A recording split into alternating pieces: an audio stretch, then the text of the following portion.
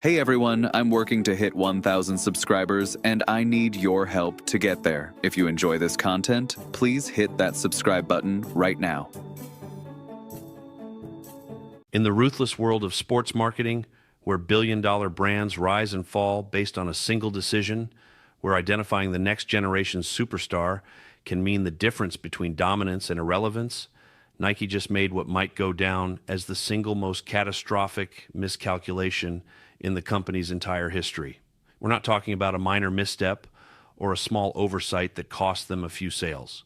We're talking about a colossal, earth-shattering blunder that is currently costing them tens of millions of dollars in lost revenue, that has handed a competitor an absolutely priceless marketing asset, and that has fundamentally altered the competitive landscape of tennis apparel in ways that will reverberate for decades. Nike, the undisputed titan of sports marketing, the company that turned Michael Jordan into a global icon, that made Tiger Woods a household name, that created the blueprint for how athletes become brands, somehow completely fumbled the biggest opportunity in women's tennis history.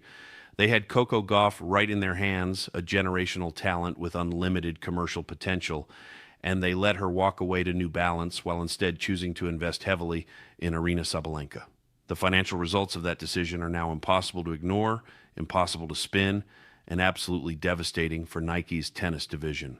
Let's be brutally honest about what's happening right now in real time. New Balance, a company that most people still associate with comfortable running shoes and gear your dad wears to mow the lawn, is posting absolutely massive profits in their tennis division, thanks almost entirely to Coco Gauff's influence and star power. Meanwhile, Nike's tennis division, despite having one of the largest rosters of contracted players in the sport, and despite spending enormous amounts of money on endorsement deals, continues bleeding money year after year. Their tennis apparel sales are declining, their cultural relevance in tennis fashion is fading, and they're watching helplessly as a competitor they barely considered a threat just a few years ago completely eats their lunch. And the most frustrating part for Nike executives, who are undoubtedly having very uncomfortable meetings about this situation, it was completely avoidable. They had the chance to keep Gauff in the swoosh family, and they chose not to match New Balance's offer. That decision is now haunting them in ways they probably never imagined possible. Let's start from the beginning and trace exactly how this catastrophic mistake unfolded, because understanding the timeline makes Nike's failure even more inexplicable. Coco Gauff was a Nike athlete during her entire junior tennis career. She wore the iconic swoosh logo proudly as she demolished opponents and established herself as one of the most promising young players, not just in America, but in the entire world. Everyone who paid attention to junior tennis knew Gauff was special. She had the game, the athleticism, the mental toughness, and perhaps most importantly, she had that indefinable star quality that you simply cannot manufacture or teach. When Gauff was ready to turn professional and sign her first major endorsement deal, Nike had the inside track. They already had a relationship with her and her family. They had first right of refusal on any competing offers. They could have locked her up with a long-term contract that would have made her the face of their women's tennis division for the next decade or more.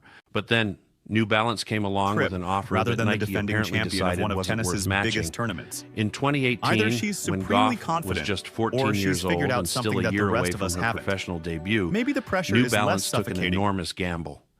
They offered Gauff a multi-year endorsement deal with terms generous enough to convince her family that New Balance, not Nike, was the right partner for her professional career. New Balance recognized something that Nike's decision makers somehow missed, despite all their resources, all their data, all their marketing expertise. This teenager from Delray Beach, Florida, had the potential to completely transform women's tennis and generate absolutely massive commercial appeal that would extend far beyond the relatively niche tennis market. They saw in Gauff a once-in-a-generation marketing asset, someone who could elevate their entire brand and make New Balance relevant in a sport where they had essentially zero presence. Nike looked at that same situation, at that same athlete, and apparently concluded that matching New Balance's offer wasn't worth it. They had other tennis players on their roster. They had other investment priorities. They seemingly calculated that Gauff, while talented, wasn't special enough to justify whatever financial commitment New Balance was offering. And just like that, Coco Gauff walked away from the swoosh forever, signing with New Balance and beginning a partnership that would prove to be one of the most successful athlete endorsements of the entire decade. The question that Nike executives must be asking themselves now, probably while staring at declining revenue reports and watching New Balance celebration posts about record sales, is how did we get this so spectacularly wrong? Fast forward to today, just a few years after that fateful decision, and the consequences of Nike's mistake are staggering and undeniable. New Balance is posting absolutely record-breaking profits in their tennis division, with growth numbers that sound almost impossible. According to industry reports, New Balance has seen their tennis apparel sales increase by over 300% in just the past 2 years alone. Let that sink in for a moment. 300% growth in 2 years. That's not normal market expansion. That's not the result of general industry trends or lucky timing. That's the direct, undeniable result of having Coco Gauff as the face of your brand. When Gauff wears something in a match, it sells out within hours. When she posts about New Balance products on social media, their website traffic spikes immediately and dramatically. When she wins tournaments while wearing New Balance gear, consumers flood into stores asking specifically for whatever Coco was wearing.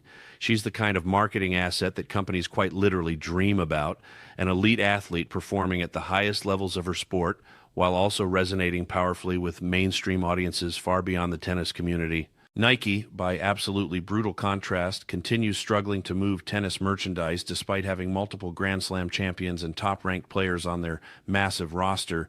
Their tennis division revenue has been essentially flat or declining for years now, even as other segments of their business continue growing. They're investing enormous amounts of money in tennis endorsements. They're spending on marketing campaigns and product development, but they're not getting the return on investment that makes those expenditures worthwhile. And the most visible example of this failure, the player who most clearly illustrates Nike's catastrophic miscalculation, is Aryna Sabalenka. Sabalenka is currently the world number one in women's tennis. She's a two-time Australian Open champion. She's one of the most dominant players on tour with a power game that has produced consistent results at the highest levels. By any objective tennis metric, Sabalenka is an elite athlete who has achieved remarkable success. But here's the uncomfortable truth that Nike is being forced to confront. Sabalenka cannot sell products the way Coco Gauff can. It's not even close. The gap in their commercial appeal and marketing effectiveness is absolutely enormous, and that gap is costing Nike millions of dollars. Now, before anyone misinterprets this, let me be absolutely clear. This is not an insult to Aryna Sabalenka's tennis ability or her achievements as an athlete. She's an incredible player who has earned every bit of her success through talent, hard work, and determination. She absolutely deserves respect for what she's accomplished on the court. But we're not talking about tennis ability here. We're talking about marketing effectiveness, commercial appeal, and the ability to move products and generate revenue for corporate sponsors. Those are completely different metrics than who wins tennis matches. And by those metrics, the comparison between Gauff and Sabalenka isn't even competitive. Gauff is operating in a completely different stratosphere of influence and marketability, and Nike apparently didn't understand or appreciate that distinction when they made their investment decisions. The fundamental problem is that Sabalenka lacks the cultural connection with American audiences that makes athletes commercially valuable in the United States market, which remains by far the largest and most lucrative market for tennis apparel and sporting goods in general. There are multiple interconnected factors contributing to this reality, and understanding them helps explain why Nike's bet on Sabalenka over Gauff was so misguided. Let's start with the most obvious factor, which is the language barrier. Sabalenka is Belarusian, and while her English has improved significantly over the years, and she can certainly conduct interviews and communicate adequately, she's simply not as naturally comfortable or fluent communicating with American media and fans as someone like Gauff, who grew up speaking English as her native language. That language barrier, even when it's relatively minor, creates a subtle but very real distance between Sabalenka and the casual American sports fan who might be considering purchasing tennis apparel. When athletes do interviews, when they appear on talk shows, when they engage with fans on social media, the ability to communicate naturally and authentically in the audience's language matters enormously. It's the difference between someone feeling like they know you personally versus feeling like they're watching a foreign athlete they respect but can't fully connect with. Coco Gauff, by contrast, is from Atlanta, Georgia. She speaks perfect natural English, obviously, and more importantly, she understands American culture intimately and instinctively because she grew up But immersed here's in it. Goff, posting When Goff about her gives new interviews, hair she color comes like she's across just as another relatable, 20-year-old getting ready genuine, for a fun and trip, authentic in rather than ways the that defending resonate champion of one of powerfully with tennis's American biggest audiences. tournaments. She uses Either contemporary she's slang supremely naturally. confident, She or references she's figured out American something that the cultural touchstones that her audience understands. She connects with young Americans who see themselves reflected in her personality and her story. She's the kid from Florida who dreamed of being a professional athlete and actually made it happen through dined by talent British and high dedication. society, and That's leaves the with a very quintessential favorable American impression dream of both narrative, Denise and it personally and Bet. resonates 365 incredibly as a powerfully company. with consumers Then, who want to 6 support months and or a year emulate from someone now, who when represents Bet their own 360 aspirations. But the influence gap between Gauff and Sabalenka extends far, far beyond just language proficiency. We need to talk about something that's absolutely crucial to understanding Gauff's unprecedented marketing value, and that's representation. Coco Gauff is an idol and an inspiration to young kids across America, and particularly to young black girls who finally see someone who looks like them, absolutely dominating a sport that has been historically and overwhelmingly white throughout its entire existence. The representation matters enormously in ways that go beyond simple marketing metrics.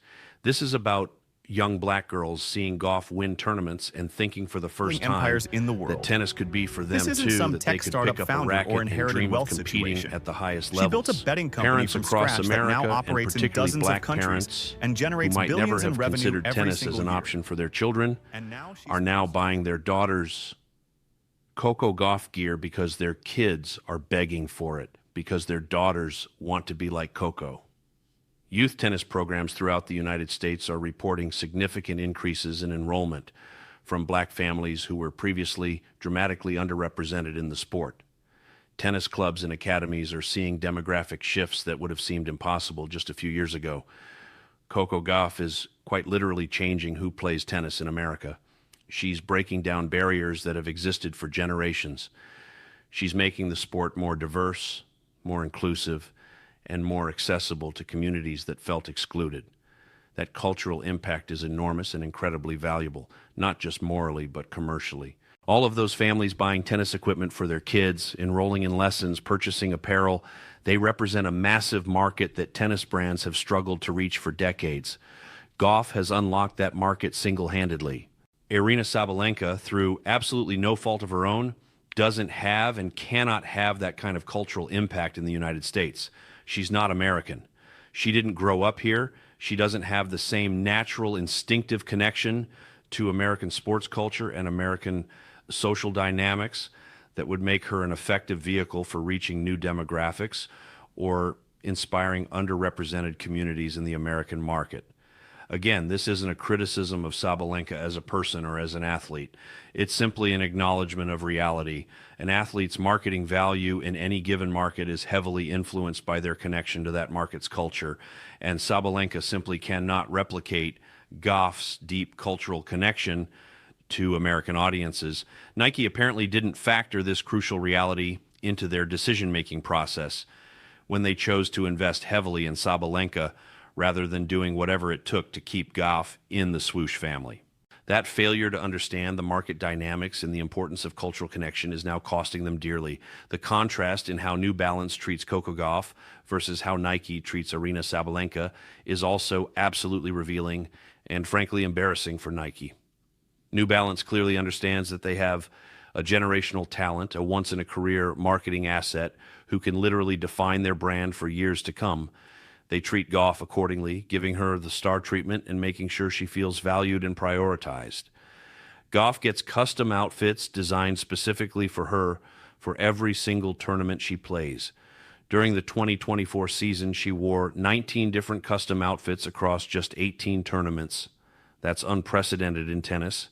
That level of attention, customization, and investment in making your athlete look unique and special is exactly what you do when you understand you have something precious. New Balance is constantly creating fresh, memorable looks for Gauff that generate enormous social media buzz, that get featured in fashion publications, and that keep her in the cultural spotlight even between tournaments. Nike, meanwhile, can barely be bothered to give Arina Sabalenka, their highest-ranked women's tennis player and the current world number one, even basic, unique colorways of their standard production designs. Let that sink in for a moment. The world number one in women's tennis, a multiple Grand Slam champion who is consistently competing at the absolute highest levels of the sport, is getting treated like an afterthought by her sponsor. Sabalenka herself admitted publicly in interviews that were frankly shocking in their honesty that she had to push Nike extremely hard just to get one single custom outfit with a unique cutout design for the US Open and WTA finals. One custom dress. That's what Nike's supposed star got after begging for special treatment, and it gets worse. Sabalenka revealed that Nike informed her she wouldn't be getting any special custom designs at all for the 2026 season. They're putting her back in standard, off-the-rack gear that any other Nike-sponsored player could be wearing. Think about that situation for just a moment and consider what it reveals about Nike's priorities and values. The company's highest-ranked women's tennis player, the world number one who just won multiple Grand Slams and is dominating the tour, has to beg her sponsor for basic custom apparel and gets told no for the upcoming season. That's not how you treat a valuable marketing asset that you're invested in and excited about. That's how you treat someone you're contractually obligated to sponsor, but don't actually value or believe in commercially. The message Nike is sending to Sabalenka through their actions, through their refusal to invest in making her look special and feel appreciated, is absolutely crystal clear. You're not important enough to us to justify the investment. We'll fulfill our contract obligations because we have to, but don't expect us to go above and beyond or treat you like you're special. Now compare that treatment to how New Balance treats Coco Gauff, and the contrast becomes even more stark and damning for Nike.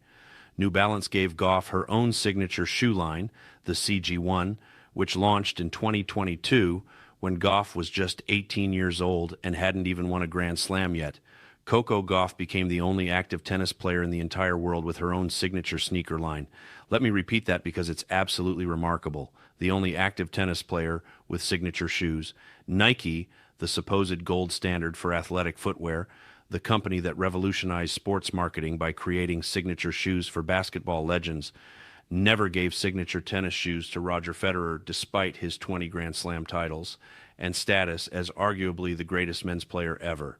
They never created a signature line for Rafael Nadal despite his 22 major championships and utterly dominant clay court reign. Most incredibly and inexplicably, they never gave Serena Williams her own signature tennis shoe line despite her being arguably the greatest tennis player of all time, regardless of gender, despite her transcendent cultural impact, despite her absolutely massive global following. Serena Williams, quite possibly the most marketable and influential tennis player in the history of the sport, never got signature Nike tennis shoes. But New Balance looked at 18-year-old Coco Gauff, recognized her potential and her marketing value, and gave her signature shoes before she'd even proven herself as a champion. That's understanding how modern sports marketing works. That's recognizing that marketability and cultural influence matter just as much, if not more, than on-court results when it comes to selling products. That's smart, forward-thinking business strategy that creates emotional connections between fans and your brand through the athletes they admire. New Balance bet on Gauff's potential and her marketability rather than waiting for her to accumulate championship hardware, and that bet is paying off for them in absolutely spectacular fashion. The financial impact of Nike's catastrophic mistake extends far beyond just direct tennis apparel sales numbers, as devastating as those figures are for Nike. Coco Gauff's partnership with New Balance has fundamentally elevated and transformed the entire brand's perception among younger consumers, the demographic that represents the future of consumer spending and brand loyalty. Before Gauff, New Balance was widely perceived as a brand for middle-aged people who prioritized art support and comfort over style and cultural relevance. They made shoes your dad wore to mow the lawn or your mom wore for her walking group. They were functional, comfortable, reliable, and absolutely not cool in any sense that mattered to young consumers. Gauff's association with New Balance has completely obliterated that perception, and replaced it with something dramatically different. Now New Balance is cool. Now New Balance is fashionable. Now, young people actively want to wear New Balance specifically because Coco Gauff wears New Balance. They want to connect themselves to her success, her style, and her cultural influence by wearing the same brand she represents. That transformation in brand perception, that shift from comfortable shoes for old people to what the coolest young athlete wears, is absolutely priceless from a marketing standpoint. You literally cannot buy that kind of brand repositioning with traditional advertising. It only happens when you have exactly the right athlete representing your brand at exactly the right cultural moment. New Balance found that perfect combination with Gauff, and Nike let it happen by not recognizing